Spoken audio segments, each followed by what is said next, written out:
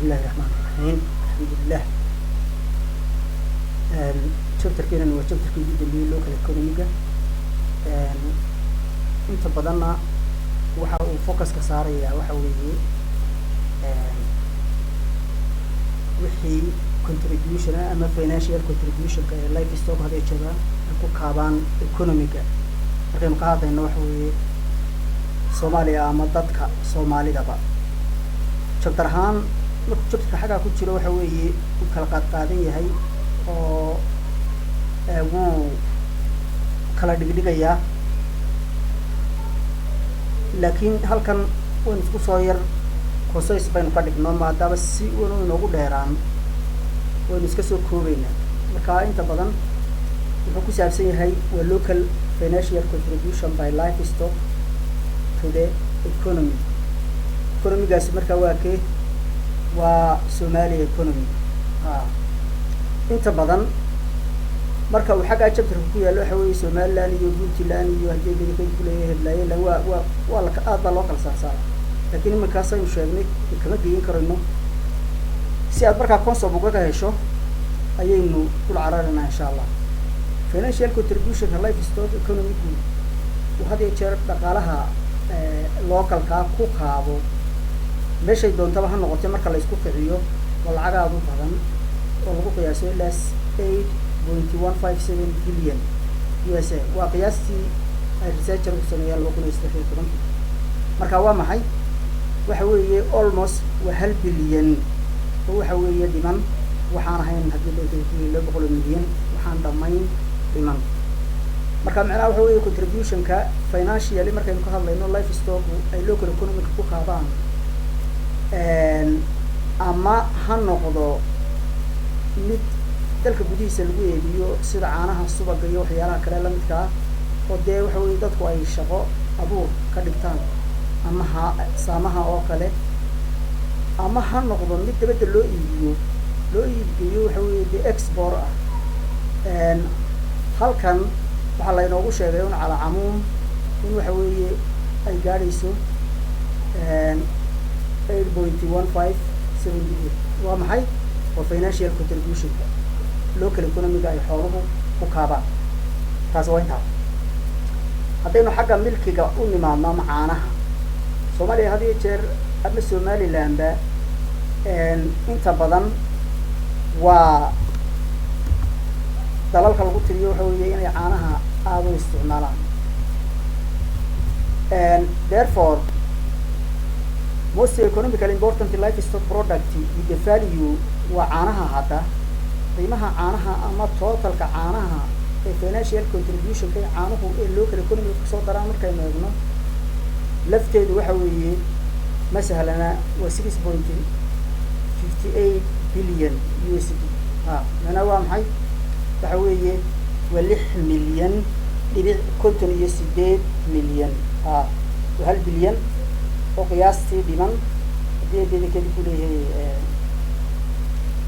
waa 2 bilyan oo qiyaastii dhiman mana waxa weeye hadii ay ku leeyahay waxaan sidaa u sii badnaa macnaheedu warka waa maxay haddii aad eegto caanuhu run ahaantii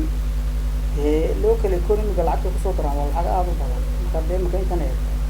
with the value of 6.58 billion USD. Okay, oo maxay u dhigmaysaa waa caanaha hadda waa milki production-ka ilaa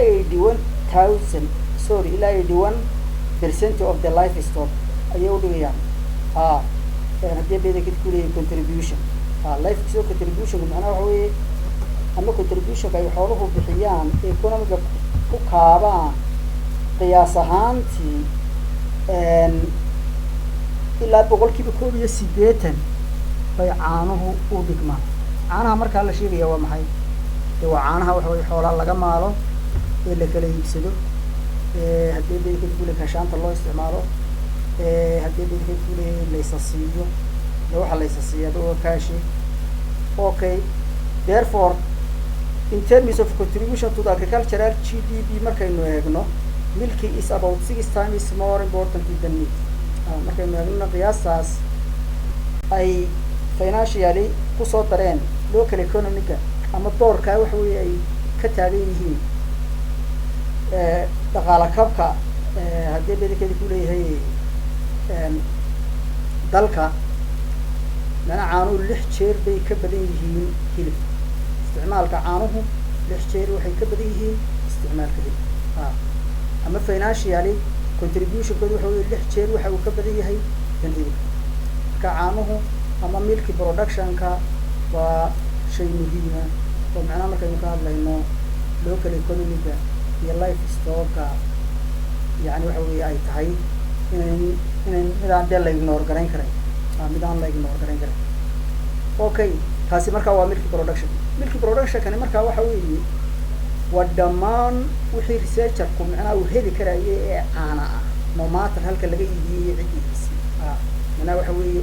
waxa ku jira caanahan qiyaastii bay dhaba laga helay iyo tii Hargeysa laga helay iyo tii Puntland laga helay iyo tii laga helay hadii bedelkeeda ku leeyahay waxa weeye galmudug ayaa ku jira marka ala camum waynagii nidibay inta badan uga waramaysa muhiimadu markaa waa maxay waxa weeye in caanuhu halka ay ku jiraan markay local economy ka hadlayno ay tahay inay ogaan okay local consumption-ka of milk and meat waynu iyagana wax yar ka odhanayna sida loo kala isticmaalo caanaha iyo hilibka laftiisa horeynu soo sheegnay waxa weeye in milkigu ay ka badan yihiin waxa weeye 6 times than meat okay markaa wuxuu halkan leeyahay the production of meat and milk for domestic consumption in Somali people averages 4 kg of beef macnaha waxa weeye qofkiiba ilaa 4 kiilo ayaa kusoo hagaagaya hilibka dalka lagu isticmaalo qofkiiba ilaa 4 kiilo oo beef ah waa hilibka lo'da ayaa kusoo hagaagaya iyo 4.3 kg of small ruminant meat oo ah shortisk iyo daydihi na 4.3 kg baa kusoo hagaagaya and 21.2 kg of camel meat per person waa qiyaastii la sameeyey haddii beelkeeda ku leeyahay ama dhaatadii lasoo ururiyey 2013 waa hilibkii local consumption-kii hilibka si loo kala isticmaalay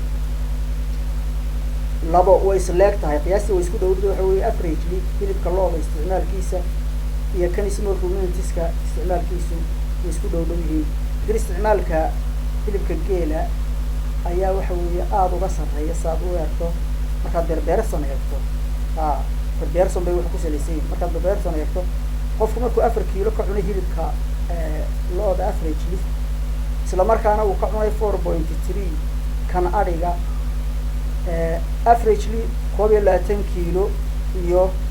dhibic labo ayuu ka isticmaalay waxa weeye geela marka waxa hilibka geela macnaha aad baa loo isticmaalaa okay the overall red meat consumption per capita marka qofka iyo income-kiisa haddii bedelkeeda consumption-ka la isu qaybiyey averagely waxaa soo baxay 21.21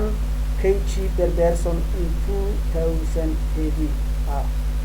meat consumption-ka iyo per capita income markii la isu barbar dhigay ee la isu qaybiyey yani waxa weeye qofku per capita income-kiisu intuu yahay consumption-kii averagely la qaatay waxaa soo baxay 21 kilo approximately inuu qofku isticmaalo per person while the milk consumption-ku ay iyagu noqdeen 329 litir per person waa isla sanadkaas ana aad iyo aad bay caanuhu uga fara badan yihiin saad aragto waxa weeye hilibka okay halkaasina waxa weeye waxaynu wax ka nidin waxa weeye comparison of consumption of milk and meat ayaynu isaga waxa weeye wax ka nidin oo maxaa markaa waxa weeye saddexdii hilib ee la isla barbarigay ugu batay kii geela ugu isticmaal batay okay markii consumption-ka hilibka iyo per capita income-ka qofka la isku average gareeyayna maxaa soo baxay inuu qofku isticmaalo 20 kiilo qiyaas okay waa hilib oo dhan okay while milk consumption-ku uu noqday 329 litir way camel meat-ka inuu isaga wax yar isagana ka nidaan oo camel meat-ku daily wuxuu ka mid yahay meat-ka inuu ka hadlaynay laakiin halkan macnaha bulletku xogaa yar buu ku xasuusinaya wuxuu leeyahy camel meat. Camel are Somali's most important source of red meat. Red meatka markaynu ka hadlayno ama hilibka cas markaynu ka hadlayno xoolaha inta badan geela ugu horeeya waxaana inta badan boqolkiiba uu sabalay gareeyaa 52% of the meat needed. hilibka ay u baahan yihiin dadka Soomaalida hilibka ay cunaan boqolkiiba 52 wuxuu ka yimaadaa geela oo macnaheedu u dhigmayso 2.6 milyan ayay macnaha u dhigmaysaa 52% gaasi hilibka ahela baahida loo qabay macnaha la isticmaalay marka financially loo rido wuxuu dhigmayaa 266 haddii beedkadi ku leeyahay milyan iyo haddii beedkadi ku leeyahay 100,000 dhibica okay oo u dhigmaysa 3.3% of livestock. intaa markaa halkaa markaynu isyar barbar taagno waxaa iyaduna muhiim ahoo aynu wax ka yar odhanaynaa exportku waa shay dee mafhuum ahoo qof kastaba u garaayo laakiin dee financial iyadu loo rogay maynaan arag approximately 191 milyan dhibic 91 kaasi macnaha 191,000 bay noqonaysaa oo 191 milyan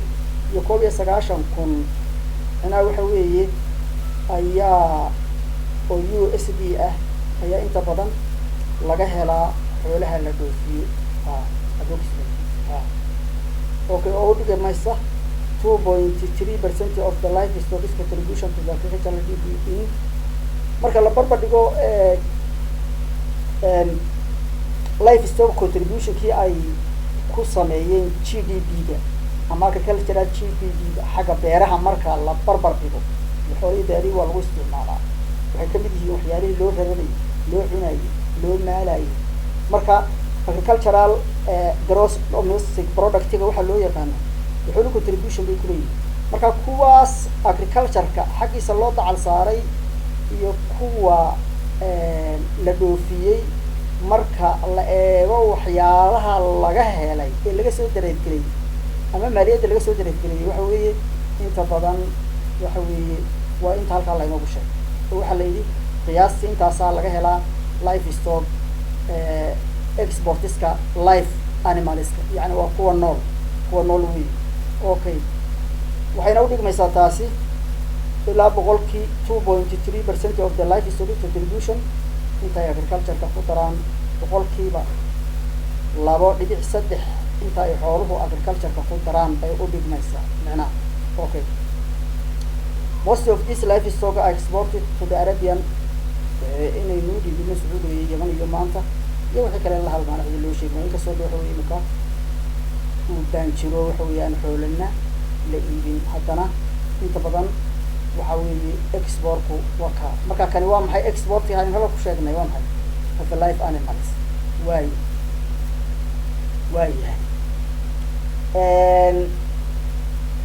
halka haddaynu export of livestock iskala yar dhaafno waxaa ku xigo bullet ku xigaayno wax ka ororanaynaa export of livestock waxa weeye waa local consumption of meat and milk compared to wadamadeena la dariska markaynu caanaha iyo hilibka sida loo isticmaalo loo kale aynu barbar dhigno ayaa iyaduna waxa weeye waxay muujinaysaa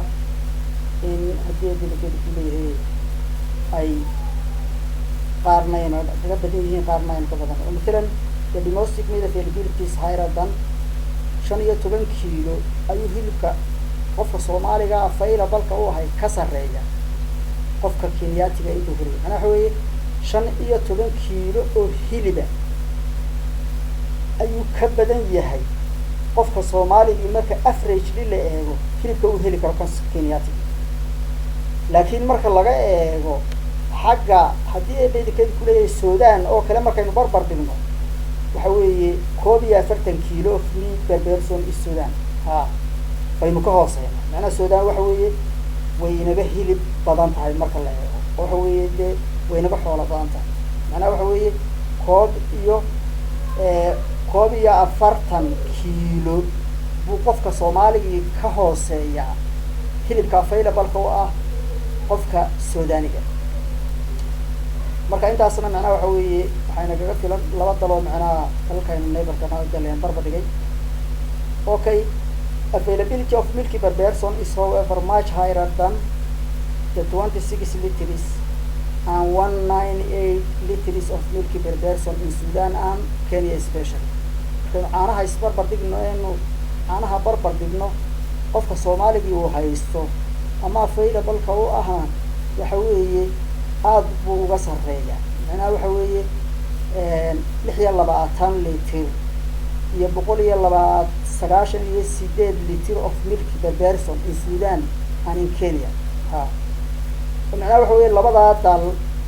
midna waa 26 litir midna waa 198 liter of milk per person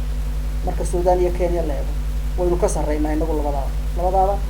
caanuhu available-ki waynu ka sareynaa waynaga 300 iyo